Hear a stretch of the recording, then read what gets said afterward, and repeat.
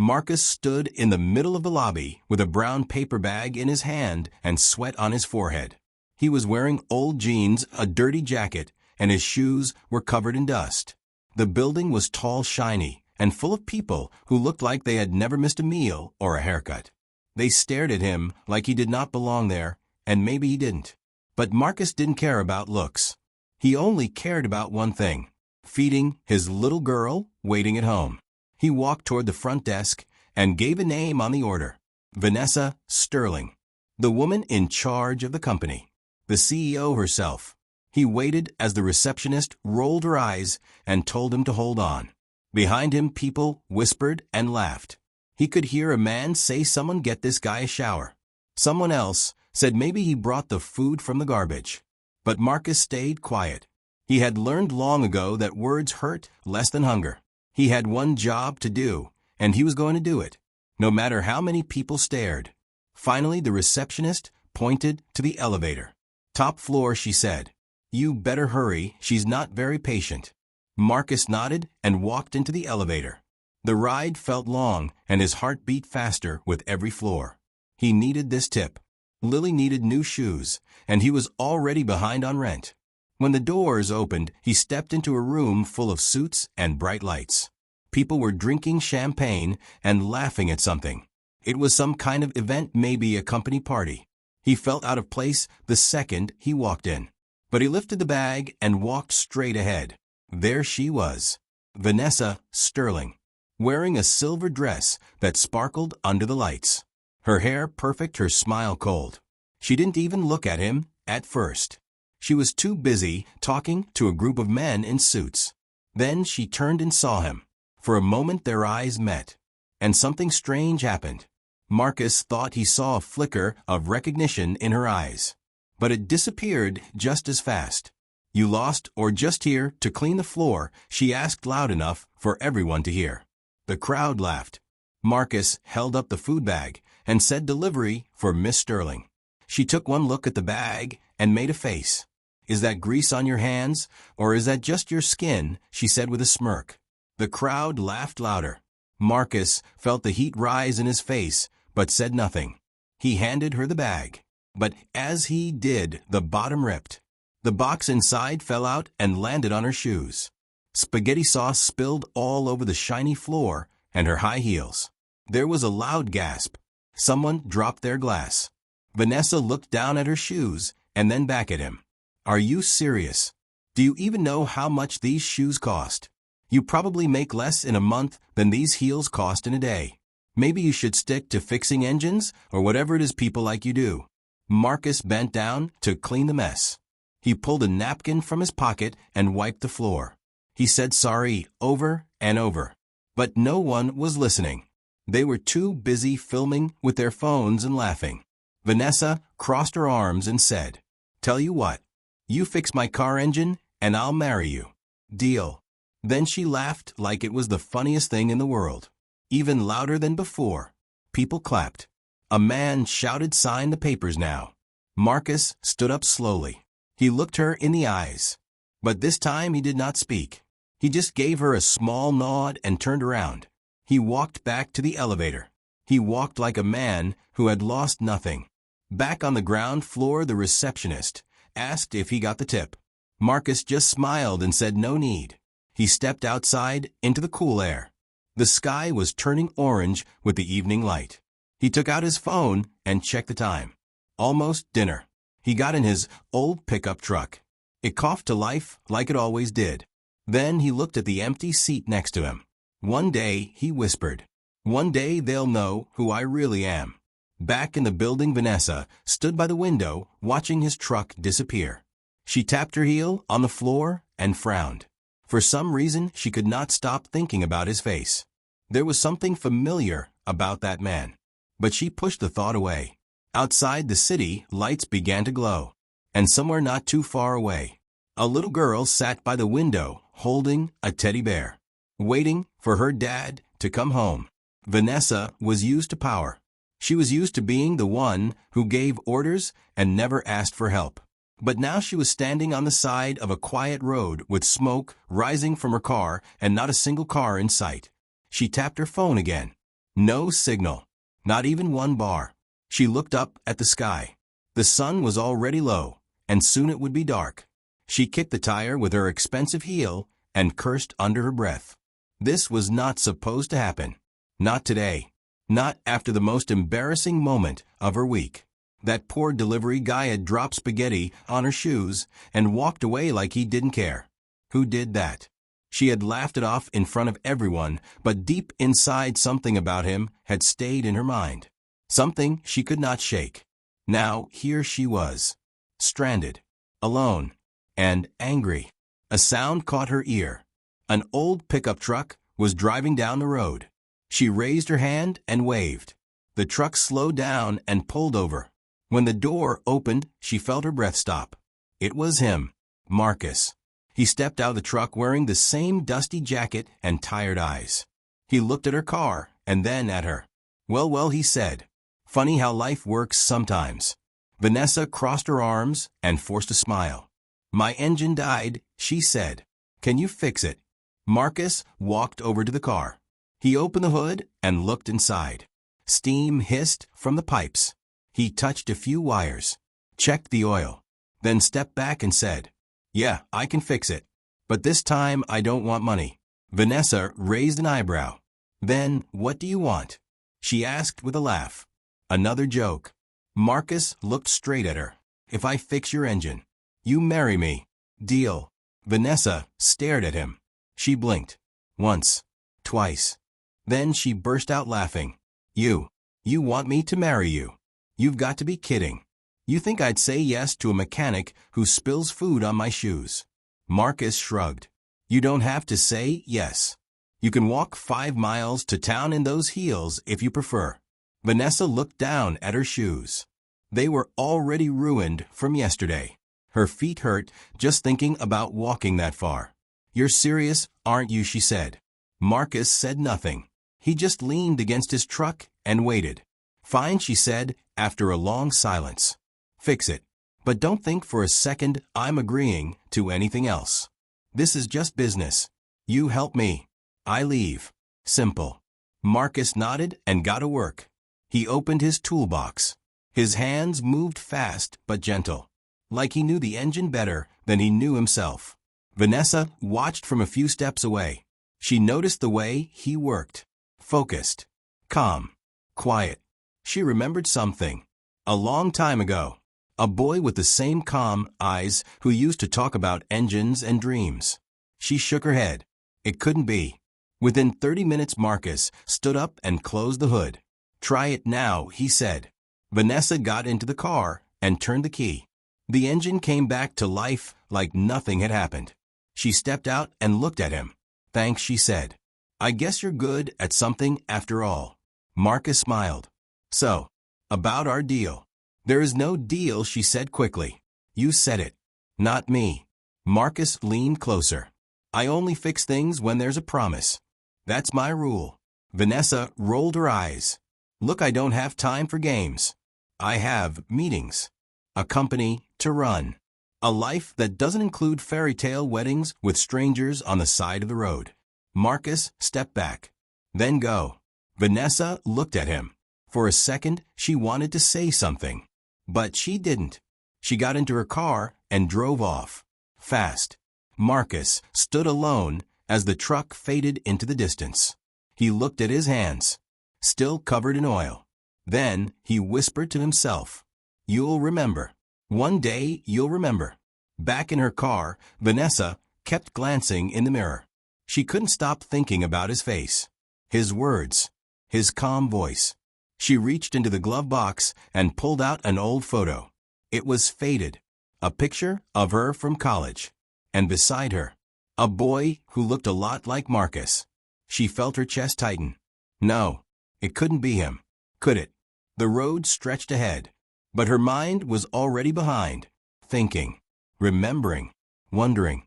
And somewhere behind her, on that quiet road, a man wiped the oil from his hands, got back in his truck, and drove home to a little girl who still didn't know her mother's name.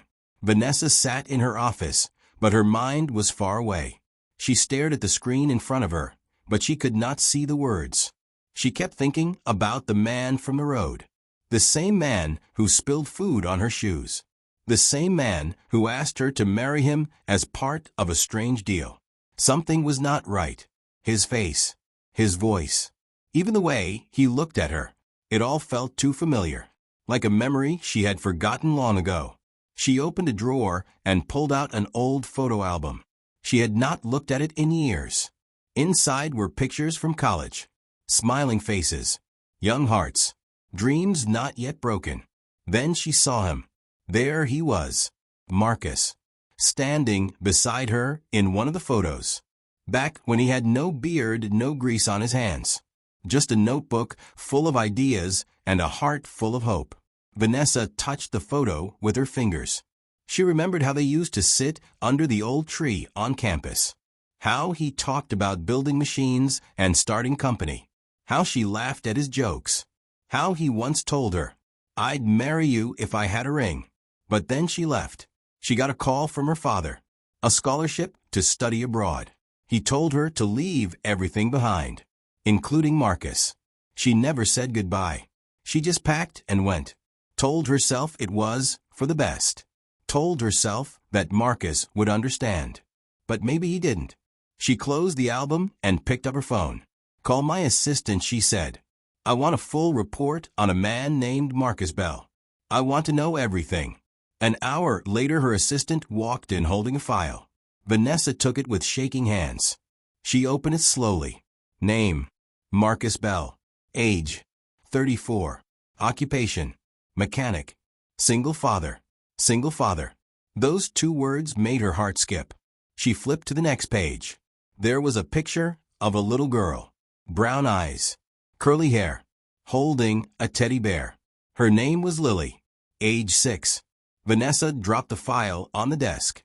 6 years old. She did the math. That was the same year she left. She felt dizzy. She stood up and looked out the window. Was it possible? Could Lily be her daughter? Had Marcus raised her alone all these years? She grabbed her keys and ran to the elevator. Her assistant called after her, but she did not stop. She got into her car and drove fast. Through the city. Past the lights. Out to the edge where Marcus's garage stood. When she arrived, Marcus was under a car, his shirt covered in oil. Music playing low on the radio. She stepped out of her car and called his name. He slid out from under the car and looked at her. No surprise in his eyes. Just silence. Vanessa walked toward him, her voice low and full of emotion. "Why didn't you tell me?" Marcus wiped his hands with a rag and leaned against the car. "I tried. I sent letters. You never answered." She shook her head. "I never got them.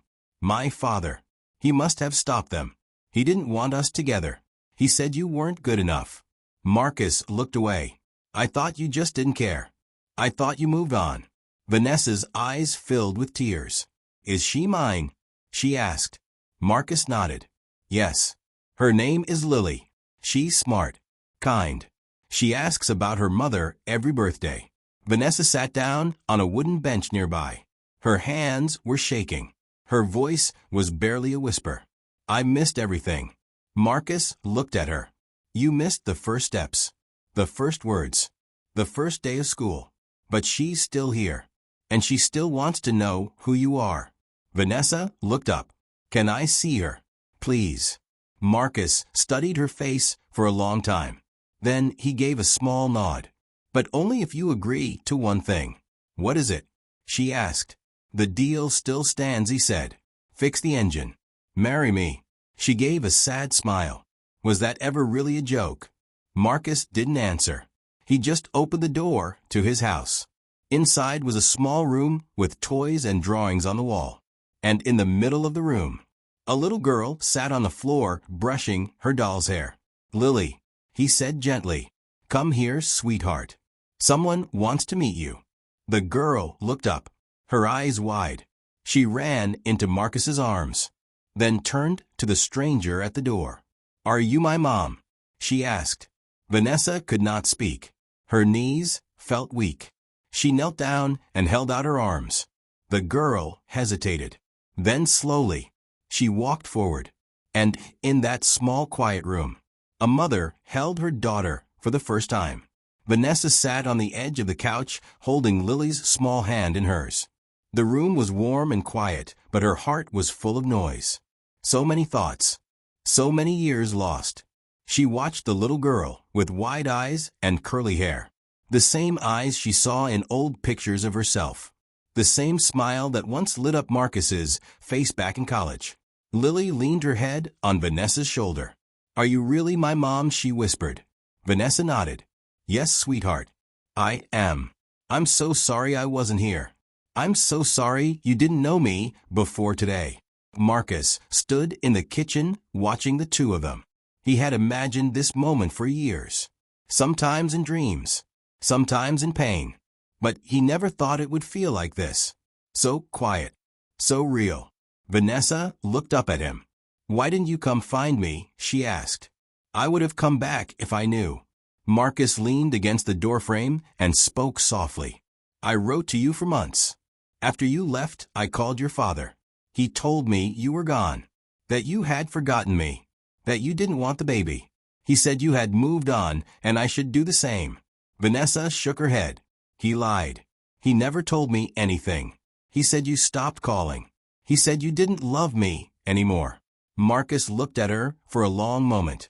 Then he walked over and handed her a box. She opened it. Inside were old letters, all with her name on them, all unopened, some yellow with age, some with stamps never touched. Tears filled her eyes as she flipped through them. "I never saw these," she said. "Not even one. He took everything from me. You, her, our family." Marcus nodded slowly. "I believed him for a while. I thought maybe you wanted freedom, a better life, a richer life. So I stayed quiet. I worked. I raised Lily. I gave her everything I could." Vanessa stood up. Her voice shook as she spoke. "He made me choose. Money or love, school or family. I chose wrong.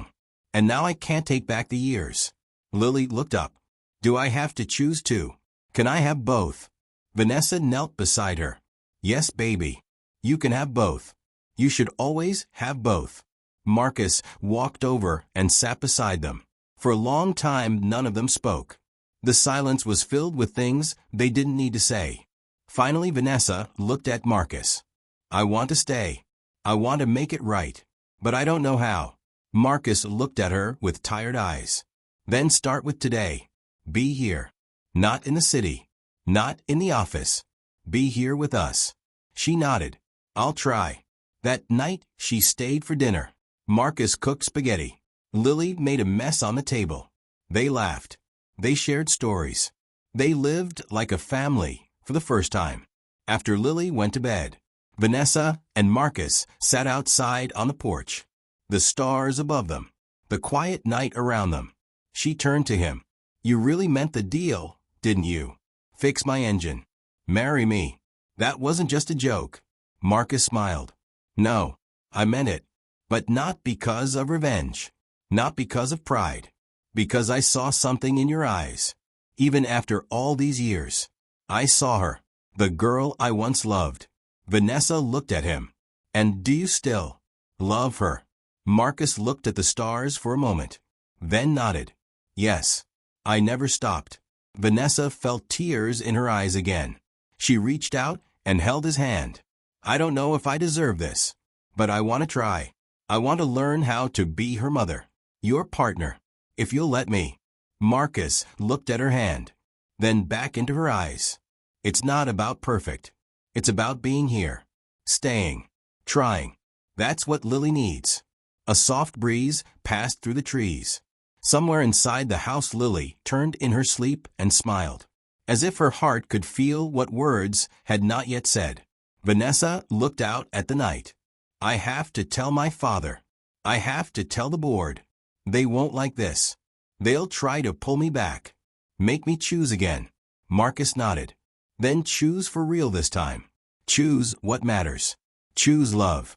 Choose her." She turned to him. "And what if I do? What if I leave it all? What if I walk away from the money, the power, the company? Would you still want me then?" Marcus didn't hesitate. I'd want you even if you had nothing. Vanessa felt something warm inside her. Something she hadn't felt in years. Peace.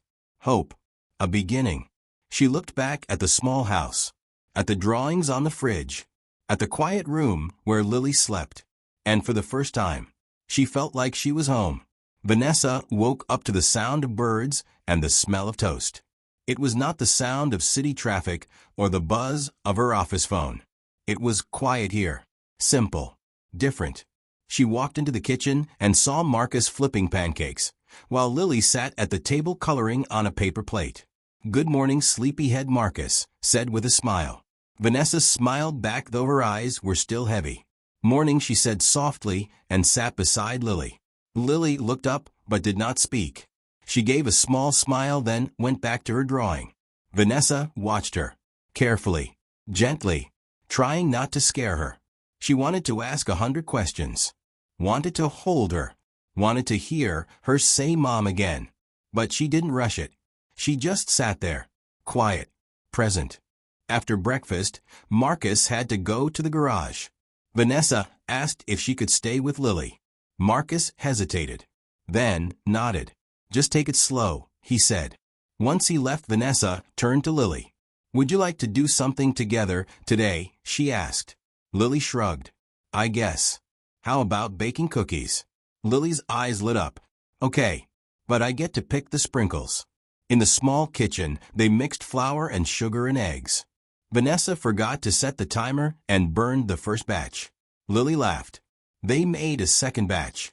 This one turned out better, but the shapes were all weird. Still, they tasted sweet. After cookies, they read a book, then played a board game. Vanessa lost. On purpose. But also, maybe not. Later they went outside. Vanessa tried to help Lily ride her bike. She held the seat and ran behind. She tripped and fell on the grass. Lily laughed so hard she almost fell too. They both rolled in the grass, covered in leaves and laughter. By the time Marcus came back, he found both of them painting on the front steps. Vanessa had purple paint on her nose. Lily had glitter in her hair. Marcus smiled. "You two look like trouble," he said. That night Vanessa tucked Lily into bed. She read her a bedtime story. Her voice was shaky, but Lily didn't mind. Halfway through the story, Lily reached out and took her hand. "You don't have to be perfect," she whispered. "You just have to be here." Vanessa leaned down and kissed her forehead. "I'll always be here," she whispered back. Outside, in the living room, Marcus waited. Vanessa sat beside him. "She's amazing. She's patient. I don't know how she forgives so easily." Marcus nodded. "She's like that. Stronger than both of us." Vanessa looked down. "What if I mess this up? What if I try and still fail?" Marcus took her hand. "Then try again. That's what love is." The next day, they went to the park. Lily ran ahead. Vanessa followed slowly. She was not used to swings and slides and sticky fingers. She watched other mothers. They looked so natural, so confident. She felt like a stranger in a world she didn't know. She sat on the bench, tired and unsure. But then Lily ran back and handed her a small flower. "This one's for you," she said, "because you came back." Vanessa felt tears in her eyes. Not sad tears, but grateful ones. Each day got a little better. Each laugh a little louder. Each hug a little longer. One evening Vanessa helped Marcus at the garage. She handed him tools, wiped oil from his hands. She laughed when she dropped a wrench on her foot. He looked at her. "This suits you," he said. She raised an eyebrow. "Grease and sweat. You think this is my look?" He smiled. "It's not the look. It's the heart. And yours is finally here." She smiled back. "I think I forgot how to live. I think I forgot what it feels like to be part of something real." Marcus leaned closer. "Then, remember with us. Every day." At dinner Lily held both their hands and said, "I think we should always eat together. Even when we fight. Even when we're tired. Because families stay." Vanessa looked across the table. At Lily. At Marcus. At the little home that had no gold or glass, but more love than any mansion she had ever known. She knew the board would call soon. She knew her father would find out. But she also knew this was the test that mattered. Not business, not image, but love, real love. And she was ready to pass it, one messy day at a time. The phone rang early in the morning. Vanessa looked at the screen and saw the name of her company's board chair. She knew what they wanted. She knew what they would say. Come back now or lose everything. She walked outside and sat on the porch. The sun was rising over the trees.